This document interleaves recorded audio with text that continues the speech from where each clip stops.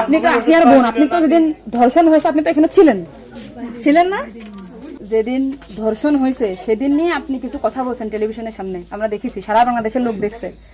তো আপনি বলছেন, একবার বলতেছেন যে আমি ওয়াশরুমে গেছিলাম এই সুযোগে ধর্ষণ হয়েছে, আপনি আরেকবার বলতেছেন যে রুম থেকে বের করে নিয়ে ধর্ষণ করছে, আপনি আরেকবার বলতেছেন যে ধর্ষণের সময় আমি ঘুমোইছিলাম, আমি কিছু ঠিক পাইনি। আসলে কোনটা সঠিক? আমি তো ওইটাই বলি না, আমি বলছিলাম আমি ঘুমোইছিলাম, ও যখন বাথরুমে উঠছি সেই সময় দেখি যে ও ওইখানে পড়ে রয়েছে, এইটাই বলছি। আপনি বলছেন যে সেহরির পরে, আবার বলছেন রাত 2:30, এটা মানে টাইমটা আসলে মানে হ্যাঁ আমাকে দিক তো সেরি খাই 2টের দিক, তারপরের কথা বলছি। আচ্ছা, আপনি একটু মানে প্রথম থেকে মানে রাত থেকে কি ঘটনা ঘটছে এটা আমাদেরকে বলেন তো। সর্বপ্রথম রাত থেকে সব ঠিক ছিল, রাত্রি 3 জন ঘুমাই গেছিলাম, 8টার দিকে ঘুমাইছি। হ্যাঁ, আমি, আমার জামাই আর আমার বোন, আর আমার বোন হচ্ছে আমার পাশে ঘুমাইছিল। তা আমি জানতাম না যে ওর সাথে ওরম হবে না।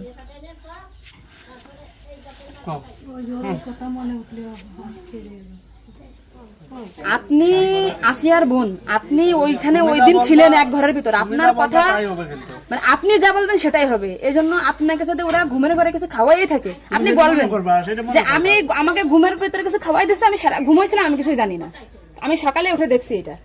কিন্তু আপনি যদি বলেন যে রাত 2:30টার সময় হয়েছে, আমি তাহলে তো হবে না।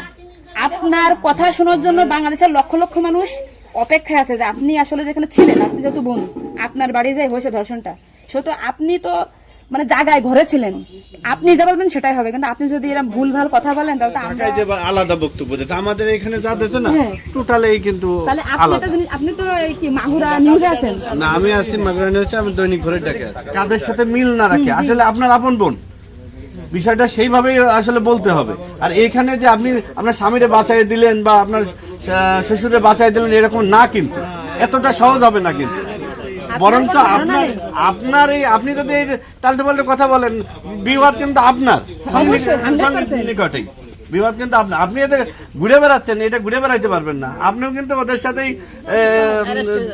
যুক্ত হইতে হবে আপনার। তার মানে উনি একবার বলতেছে কি জানেন, আমি টয়লেটে গেছিলাম তখন ধর্ষণ হয়েছে, একবার বলতেছে আমি আমার আমরা রুম থেকে বের হয়ে বিভ্রান্তিতে আসছি, বারে বারে আপনাদের কাছে আসতেছি শুধু এই একটা কারণে। কিন্তু মানে আপনাকে যদি কিছু খাওয়াই থাকে আপনি বলেন যে আমারে খাওয়াইছে, আমি কিছুই জানি না, সকালে উঠে দেখেছি আমি এই অবস্থা।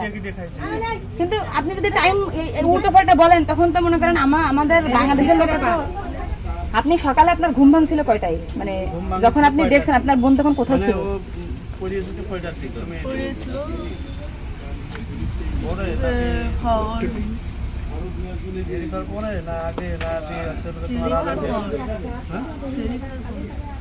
আপনি 8টার সময় ঘুমাইছেন, তারপরে কি আপনার ঘুম ছেড়ে খাওয়ার পরে ভাঙিছে?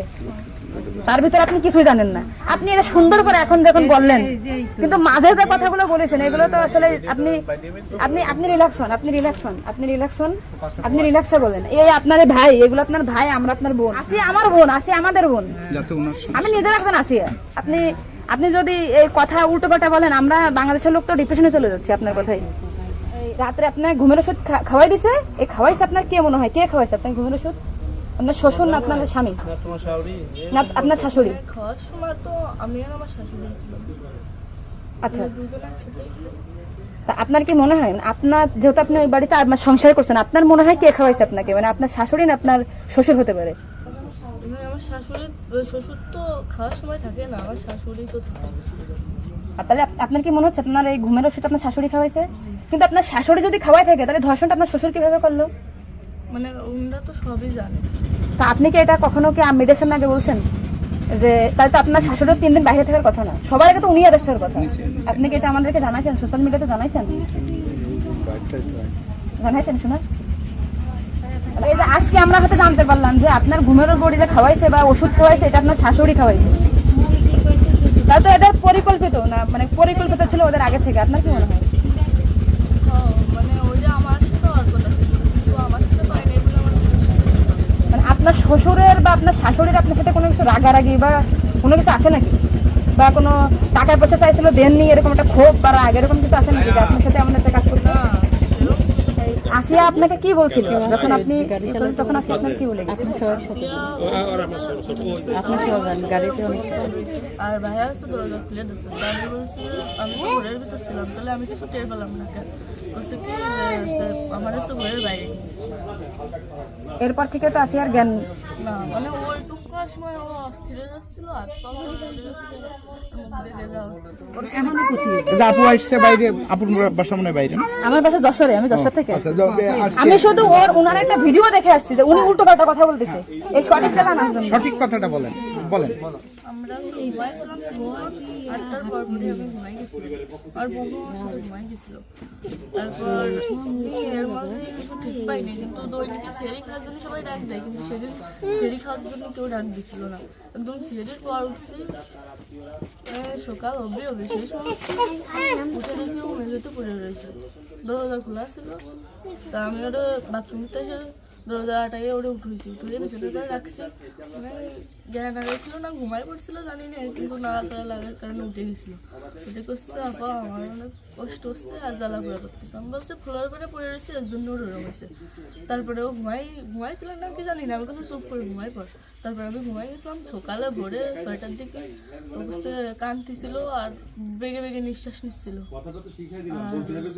তারপরে আমি করছি কি কি হয়েছে তোর, ওরকম কাঁদতেছিল রাত্রেও, আবার কোনো ওরম করতেছি, শাক পাও করে আদরে যাচ্ছে।